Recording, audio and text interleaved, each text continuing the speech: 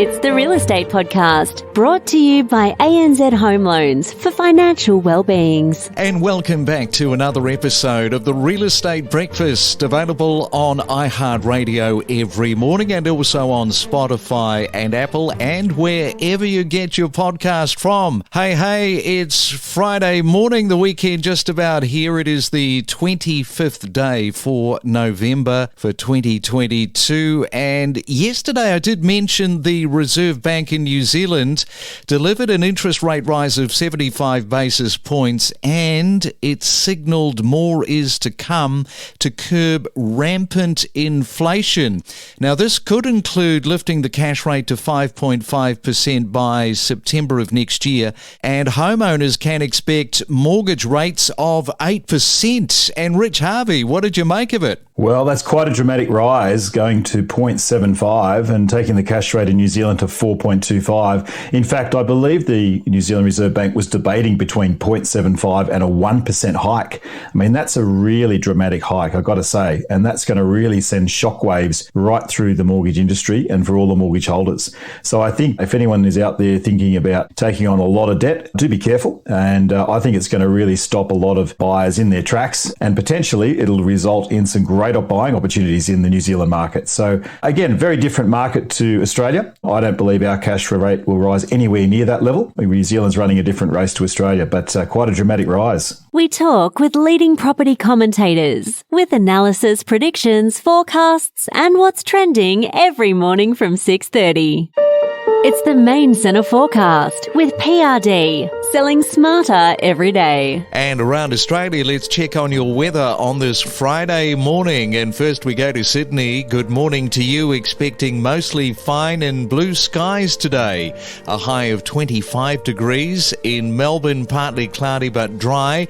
21 is your forecast top. In Brisbane, expecting the sunshine with 31. And in Perth today, also dry, fine conditions and a high of 24 degrees. It's your weekday real estate breakfast with news, interviews and predictions every morning on the Real Estate Podcast. Let's Talk Property, a podcast series with Rich Harvey. Well, it can't be denied that the property sector has a number of people who claim to have an insider understanding about investing. And there are many Australians who, based on a property purchase, believe that they have a comprehensive understanding of how to make money via real estate. And everyone has an opinion when it comes to property. But understanding the details around an investment is a little bit more challenging, and you're probably best positioned if you've been involved in multiple property deals over a long period of time to truly comprehend the full benefits and the risks. So what can Australian property investments achieve, and why is it a superior asset class? Well, Rich Harvey is here to dive into this more. Of course, the CEO of propertybuyer.com.au. And perhaps, Rich, the first place we could start is to explain to listeners the basic difference between rental yields and capital gains. Yeah, great to be with you again, Craig. Yeah, look, I think a lot of people just start with the basics, and it's really important to understand the concept of rental return, or the yield.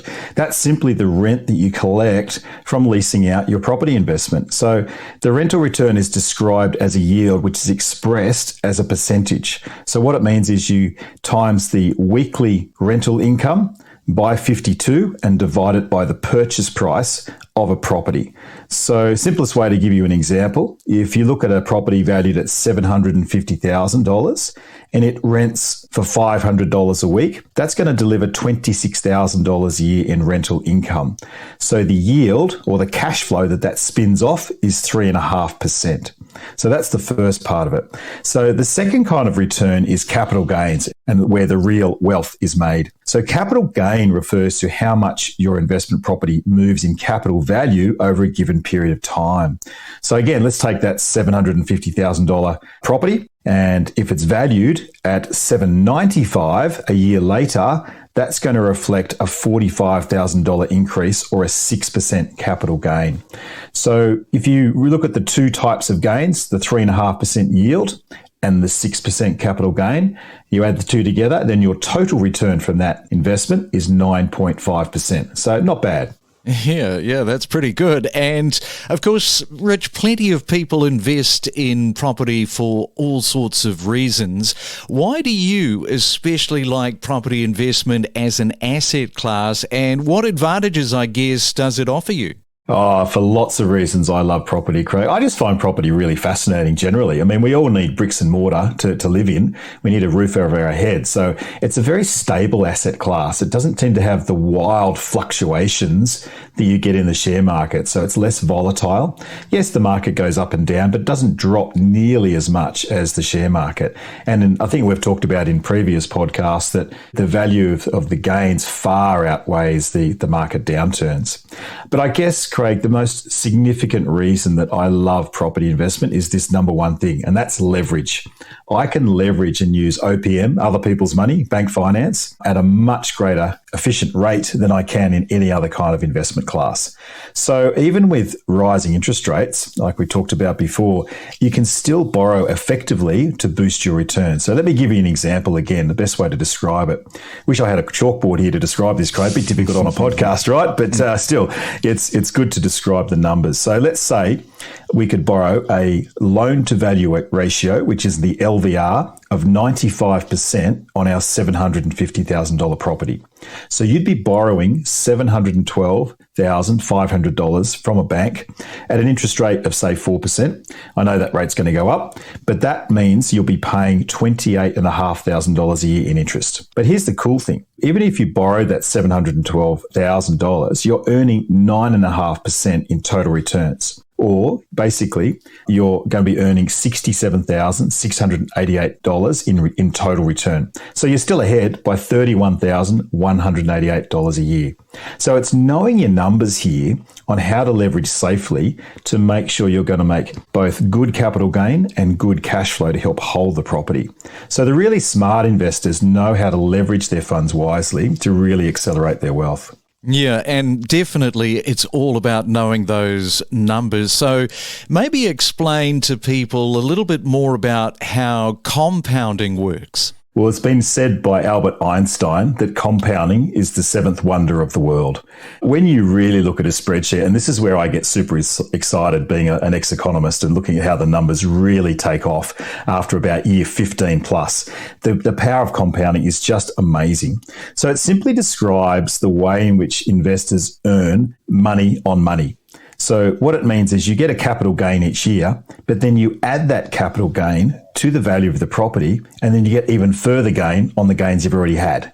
So for example, your $750,000 property increases at 6%. That doesn't mean you make 6% of 750 on 750 forever, but you're actually making 6% on 795,000 in year two. And then move to year three, you'll be making 6% on $893,000. So you can see that it goes up. So by extrapolating this out to say year 10, that $750,000 property will be worth, drumroll, $1,343,000. So you've made a capital gain of over $593,000. So when you look at the percentage increase over that 10-year period, it's 79%. If you've only put in 5% as a deposit, that's an incredible cash-on-cash return. And that's one of the ways that I analyse my property investing is I look at what I'm putting in out of my own pocket, my cash, versus what I'm going to get back over a 10-year period. So I absolutely love compounding. And I think that's where a lot of investors get impatient, Craig, is they go, oh, look, by year two, I should have made $500,000. Well, no, you're not going to make that much on a $750,000 property. You've just got to be patient and let compounding do its thing. But I can tell you from my own experience, holding properties for more than 10 years and even 15 years or 20 years, it's absolutely remarkable how much they've gone up in value. Yeah, the power of buying and holding is certainly illustrated with what you've said right there. And there are a multitude, too, of varying property strategies that people do use. Perhaps give one strategy that you use to boost your overall return on your property investments. Well, you can't go past renovations and adding value, Craig. That's one of the best ways to increase both the yield and the capital gain on your property. So as a landlord, you can do some pretty simple things like change the carpets, polish the floorboards, repaint, put in new light fittings, even new doorknobs or handles in the kitchen can just make a dramatic impact. But you do have to be careful about overcapitalising. And again, we've spent plenty of time on other podcasts talking about the dangers of overcapitalising. But you should be able to get a return of at least $2 for every $1 you spend on a renovation. Like we're putting an air conditioner in one of our properties this week because summer's coming and we know the tenant will be a lot happier. It'll probably cost about $2,000, but we know we're going to keep that tenant for a much longer period of time by creating a much better environment for that tenant to live in. And if things need repairing, don't delay, get onto them straight away. To really add significant value to a property, putting on an extra bedroom or an extra story, adding a granny flat out the back, that's a fantastic way to really dramatically boost your rental income and also increase the value. In fact, I just got approval this week for our granny flat that we're starting construction on in a couple of weeks' time. So can't wait to see how that's going to work out. Yeah, so it's really important that you do spend some time considering what kind of value add you can deliver on the property, and you will definitely see an increase in rental income as well. Okay, so looking at a portfolio, what are the biggest challenges most people face when they want to invest in property and build themselves a big portfolio? Oh, look, I think a lot of people simply get overwhelmed, Craig, about knowing where to start.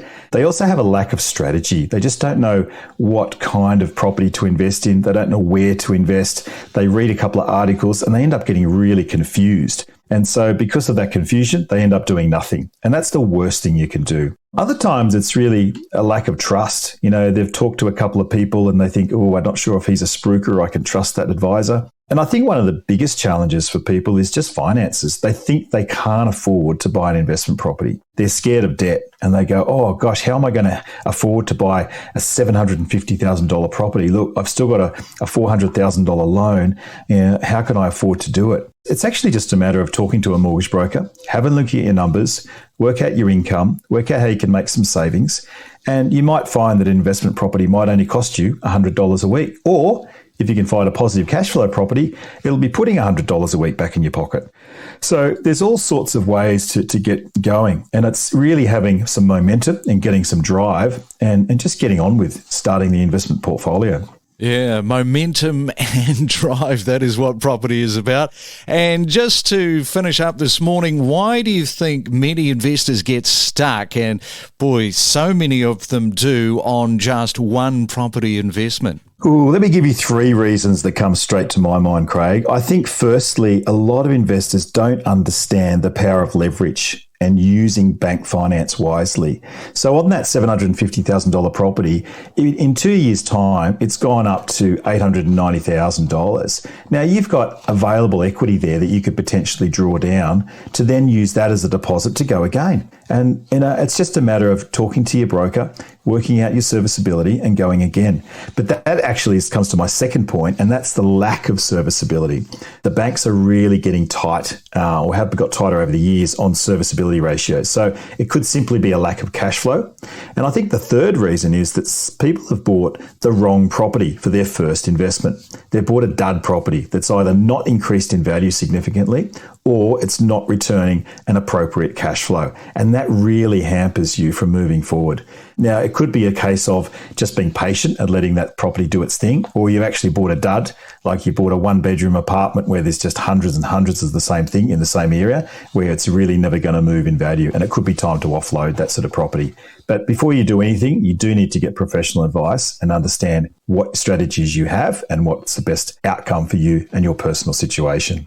All right. Well, good on you, Rich Harvey. Good luck with that air conditioning installment and enjoy your weekend. And we'll catch you back next Friday. Thanks, Craig. Pleasure. We connect you to the best real estate information across Australia. The Real Estate Podcast.